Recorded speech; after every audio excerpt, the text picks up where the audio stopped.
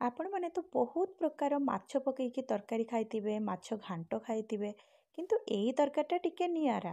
କାହିଁକି ନା ଏଇ ତରକାରୀଟା ମୁଗ ଡାଲି ସହିତ ମାଛ ଆଉ ଚିଙ୍ଗୁଡ଼ିର କମ୍ବିନେସନରେ ବନିବ। ବହୁତ ସୁଆଦିଆ ରେସିପି, ନିଶ୍ଚୟ ଥରେ ଟ୍ରାଏ କରିବେ। ଆଉ ମୋର ଗ୍ୟାରେଣ୍ଟି ଏହି ତରକାରୀକୁ ଯିଏ ବି ଖାଇବ ସେ ହାତ ଚାଟି ଖାଇବ ଓ ଆପଣଙ୍କର ପ୍ରଶଂସା ନକରି ରହିପାରିବନି। ନିଶ୍ଚୟ ଥରେ ଏହି ପ୍ରୋସେସରେ ବନେଇବେ। ତେବେ ଚାଲନ୍ତୁ ଡେରି ନକରି ଆରମ୍ଭ କରିବା। ସର୍ବପ୍ରଥମେ ମୁଁ ମାଛକୁ ଭଲ ଭାବେ ଧୋଇକି, ରୋହି ମାଛ ମୁଁ ଏଠି ନେଇଛି, ତାକୁ ଭଲ ଭାବେ ଧୋଇକି ନେଇ ଆସିଛି।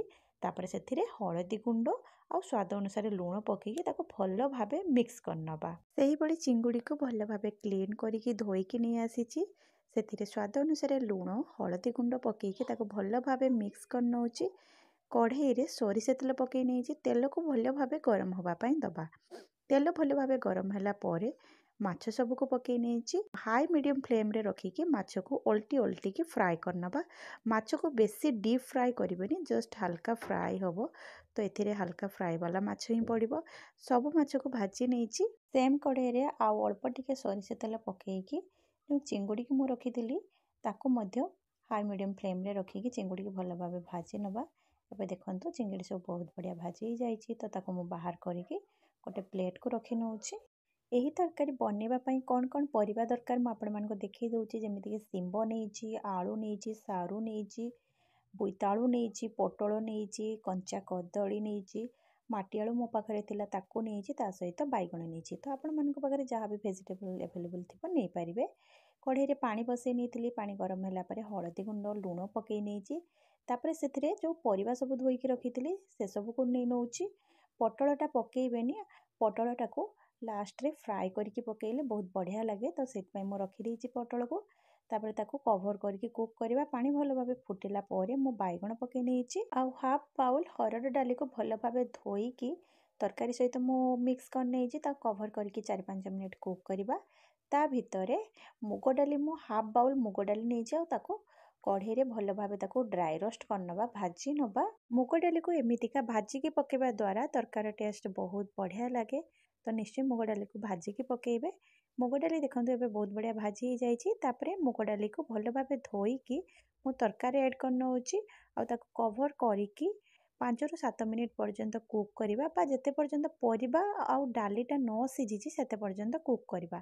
ତା ଭିତରେ ଅନ୍ୟାନ୍ୟ ପ୍ରିପାରେସନ୍ କରିନେବା। କଢ଼େଇରେ ଏଠି ମୁଁ 3-4ଟା ଶୁଖିଲା ଲଙ୍କା ନେଇଛି। ଶୁଖିଲା ଲଙ୍କା ଭଲ ଭାବେ ଭାଜି ହେଇଗଲା ପରେ 1 ଚାମଚ ଜିରା ପକାଇ ନେଉଛି। ଜିରା ଆଉ ଶୁଖିଲା ଲଙ୍କାକୁ ଭଲ ଭାବେ ଭାଜି ନେବା। ଆଉ ଏଇ ଗୁଣ୍ଡଟାକୁ ପରେ ୟୁଜ୍ କରିବା। ସେମ୍ କଢ଼େଇରେ ରିଫାଇନ୍ ତେଲ ନେଇଛି। ତେଲ ଭଲ ଭାବେ ଗରମ ହେଲା ପରେ ପୋଟଳକୁ ଯେଉଁ ମୁଁ କାଟିକି ରଖିଥିଲି ପୋଟଳ ସବୁକୁ ପକାଇ ନେଇଛି। ଆଉ ତାକୁ ମିଡ଼ିୟମ୍ ଫ୍ଲେମ୍ରେ ରଖିକି ପୋଟଳଟାକୁ ଭଲ ଭାବେ ଭାଜି ନେବା। ଆପଣମାନେ ଚାହିଁଲେ ଫୁଲକୋବି ମଧ୍ୟ ଏମିତିକା ଫ୍ରାଏ କରିକି ଏଇ ତରକାରୀରେ ପକାଇ ପାରିବେ, ବହୁତ ବଢ଼ିଆ ଲାଗିବ। ଆଉ ଦେଖନ୍ତୁ ଏଠି ପୋଟଳଟା ବହୁତ ବଢ଼ିଆ ଫ୍ରାଏ ହେଇଯାଇଛି। ଆଉ ପୋଟଳକୁ ଏମିତିକା ଫ୍ରାଏ କରିକି ତରକାରୀ ପକାଇଲେ ବହୁତ ବଢ଼ିଆ ଲାଗେ ପୋଟଳର ଟେଷ୍ଟ ଏଇ ତରକାରୀରେ। ତାପରେ ମସଲା ପ୍ରସ୍ତୁତ କରିନେବା। ଅଦା, ରସୁଣ ଆଉ 3ଟା କଞ୍ଚା ଲଙ୍କାକୁ ଅଳ୍ପ ଟିକେ ପାଣି ଦେଇକି ଭଲ ଭାବେ ସର୍ବପ୍ରଥମେ ଗ୍ରାଇଣ୍ଡିଙ୍ଗ କରିକି ମୁଁ ନେଇ ଆସିଛି। ତାପରେ କିଛିଟା ଗୋଟା ଗରମ ମସଲା ମୁଁ ଆଡ଼୍ କରିଛି, ଯେମିତିକି ଡାଲଚିନି, 2ଟା ଲବଙ୍ଗ, 3ଟା ଗୁଜୁରାତି ଆଉ କିଛିଟା ଗୋଲମରିଚ, ତାକୁ ମଧ୍ୟ ଗ୍ରାଇଣ୍ଡିଙ୍ଗ କରିକି ନେଇ ଆସିଛି। ଆଉ ଏପଟେ ଦେଖନ୍ତୁ ଡାଲି ଆଉ ଯେଉଁ ପରିବା ସବୁ ବହୁତ ବଢ଼ିଆ ସିଝି ଯାଇଛି। ତ ଏଇଟାକୁ ମୁଁ ଏବେ ବାହାର କରିକି କଢ଼େଇକି କ୍ଲିନ୍ କରିକି ନେଇ ଆସିଛି। ସେଥିରେ ସୋରିଷ ତେଲ ପକାଇ ନେଇଛି। ତେଲକୁ ଭଲ ଭାବେ ଗରମ ହେବା ପାଇଁ ଦେବା, ଯେମିତି ସେଥିରୁ ଧୂଆଁ ବାହାରିବ ଆଉ ତେଲର ଯେଉଁ କଡ଼ା ସ୍ମେଲ୍ଟା ଚାଲିଯିବ। ତାପରେ ସେଥିରେ ହାଫ୍ ଛୋଟ ଚାମଚ ଜିରା, 1 ତେଜପତ୍ରକୁ ପକାଇ ନେଇଛି। ଜିରା ଭଲ ଭାବେ ଫୁଟିଗଲା ପରେ ପିଆଜକୁ ପକାଇ ନେଇଛି। ପିଆଜ ହାଲକା ସଫ୍ଟ ହେଲା ପରେ ଅଦା ରସୁଣର ପେଷ୍ଟ ଯେଉଁ ରଖିଥିଲି ତାକୁ ପକାଇ ନେଇଛି। 1 ଟମାଟୋକୁ ଛୋଟ ଛୋଟ କାଟି ନେଇଥିଲି ତାକୁ ପକାଇ ନେଇଛି। ସ୍ୱାଦ ଅନୁସାରେ ଲୁଣ, ହଳଦୀ ଗୁଣ୍ଡ, ଲଙ୍କା ଗୁଣ୍ଡ ଆଉ 1 ଚାମଚ ଧନିଆ ଗୁଣ୍ଡ ପକାଇ ନେଇଛି। ଯେଉଁ ଗ୍ରାଇଣ୍ଡିଙ୍ଗ ଜାର୍ରେ ମୁଁ ଗ୍ରାଇଣ୍ଡିଙ୍ଗ କରିଥିଲି ସେଥିରେ ଅଳ୍ପ ଟିକେ ପାଣି ଦେଇକି ଧୋଇକି ପକାଇ ନେଇଛି। ତାପରେ ସବୁକୁ ଭଲ ଭାବେ ମିକ୍ସ କରିବା ଆଉ ତାକୁ କଭର୍ କରିକି 4-5 ମିନିଟ୍ କୁକ୍ କରିବା। 5 ମିନିଟ୍ ପରେ ମାଛ ଯେଉଁ ଫ୍ରାଏ କରିକି ରଖିଥିଲି ମାଛକୁ ପକାଇ ନେଇଛି। ଆଉ କସୁରୀ ମେଥି ପକାଇ ନେଇଛି। ସବୁକୁ ଭଲ ଭାବେ ମିକ୍ସ କରିବା। ମାଛକୁ ମସଲା ସହିତ ଭଲ ଭାବେ କଷି ନେବା। ମାଛକୁ ମସଲା ସହିତ ଭଲ ଭାବେ କଷିଲେ ହିଁ ତରକାରୀ ବହୁତ ବଢ଼ିଆ ଫ୍ଲେଭର୍ ଆସିବ। ତ ତାକୁ କଭର୍ କରିକି ଆଉ 3-4 ମିନିଟ୍ ପର୍ଯ୍ୟନ୍ତ କୁକ୍ କରିବା। 3-4 ମିନିଟ୍ ପରେ ଦେଖନ୍ତୁ ମାଛଟାକୁ ମୁଁ ଟିକେ ଭାଙ୍ଗି ନେଇଛି ମସଲା ସହିତ। ଆଉ ଏବେ ମସଲାଟା ବହୁତ ବଢ଼ିଆ କଷି ହେଇଯାଇଛି। ତାପରେ ମୁଁ ତରକାରୀକୁ ପକେଇ ନେଇଛି। ଆଉ ତରକାରୀ ଯେଉଁ ଜାଗାରେ ରଖିଥିଲି ସେଥିରେ ଅଳ୍ପ ଟିକେ ଗରମ ପାଣି ଦେଇକି ତାକୁ ଧୋଇକି ପକେଇ ନେଇଛି। ଆପଣମାନେ ତରକାରୀର ଥିକନେସ୍ ଯେମିତିକା ରଖିବା ପାଇଁ ଚାହାନ୍ତି ସେଇ ଅନୁସାରେ ପାଣି ପକେଇ ନେବେ, କିନ୍ତୁ ଗରମ ପାଣି ହିଁ ଆଡ଼୍ କରିବେ। ସବୁକୁ ଭଲ ଭାବେ ମିକ୍ସ କରି ନେଇଛି। ତାପରେ ପୋଟଳକୁ ଯେଉଁ ଫ୍ରାଏ କରିକି ରଖିଥିଲି ତାକୁ ପକେଇ ନେଇଛି, ଚିଙ୍ଗୁଡ଼ିକି ପକେଇ ନେଇଛି। ଭଲ ଭାବେ ସବୁକୁ ମିକ୍ସ କରିବା ଆଉ ତାକୁ କଭର୍ କରିକି 3-4 ମିନିଟ୍ କୁକ୍ କରିବା। 3-4 ମିନିଟ୍ କୁକ୍ କଲା ପରେ ତରକାରୀ ଏବେ ରେଡ଼ି ହେଇଯାଇଛି। ଲାଷ୍ଟରେ ମୁଁ ସେଥିରେ ଗରମ ମସଲା ପକେଇ ନେଉଛି, ଧନିଆ ପତ୍ର ପକେଇ ନେଉଛି, ଆଉ ଯେଉଁ ଜିରା ଗୁଣ୍ଡ ଲଙ୍କାକୁ କୁଟିକି ରଖିଥିଲି ତାକୁ ପକେଇ ନେଉଛି। ବହୁତ ବଢ଼ିଆ ଫ୍ଲେଭର୍ ଆସେ ଜିରା ଗୁଣ୍ଡ ଆଉ ଲଙ୍କା ଗୁଣ୍ଡ ପକେଇଲେ।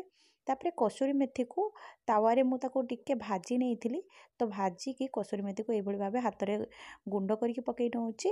ଏସବୁକୁ କଭର୍ କରି କିଛି ସମୟ ଛାଡ଼ିଦେବା, କାହିଁକିନା ଏସବୁ ଗୁଣ୍ଡ ମସଲାର ଫ୍ଲେଭର୍ଟା ଯେମିତି ତରକାରୀ ସହିତ ମିଶିପାରିବ। ଲାଷ୍ଟ ଗୋଟେ ଛୁଙ୍କ ଦେବା, ତା ପାଇଁ ରିଫାଇନ୍ ତେଲ ପକେଇ ନେଇଛି ତଡ଼କା ପ୍ୟାନ୍ରେ। 3ଟା ଶୁଖିଲା ଲଙ୍କା, ହେଙ୍ଗୁ ଆଉ 1 ଚାମଚ ଫୁଟଣ ପକେଇ ନେଇଛି। ଏ ଫୁଟଣଟାକୁ ନେଇକି ତରକାରୀ ଦେବା ଆଉ ତାକୁ ତୁରନ୍ତ କଭର୍ କରିଦେବା, ଯେମିତି ଛୁଙ୍କର ଫ୍ଲେଭର୍ଟା ତରକାରୀ ସହିତ ମିଶିପାରିବ। ଏବେ ଦେଖନ୍ତୁ ମାଛ ମୁଗ ଡାଲି ଚିଙ୍ଗୁଡ଼ି ଘାଣ୍ଟ ବନିକି ରେଡ଼ି ହେଇଯାଇଛି। ବହୁତ ଟେଷ୍ଟି ରେସିପି, ନିଶ୍ଚୟ ଥରେ ଟ୍ରାଏ କରିବେ।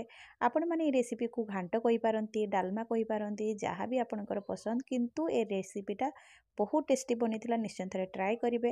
ଆଶା କରୁଛି ଆଜିର ରେସିପିଟି ଆପଣମାନଙ୍କୁ ଭଲ ଲାଗିଥିବ। ଯଦି ଭଲ ଲାଗିଥିବ, ଯଦି ୟୁଟ୍ୟୁବ୍ରେ ଦେଖୁଛନ୍ତି, ଚ୍ୟାନେଲରେ ନୂଆ ଅଛନ୍ତି, ଚ୍ୟାନେଲକୁ ସବସ୍କ୍ରାଇବ୍ କରନ୍ତୁ। ଯଦି ଫେସବୁକ୍ ପେଜ୍ରୁ ଦେଖୁଛନ୍ତି ବା ଇନଷ୍ଟାଗ୍ରାମରୁ ଦେଖୁଛନ୍ତି, ତ ନିଶ୍ଚୟ ପେଜ୍କୁ ଫଲୋ କରନ୍ତୁ। Thank you.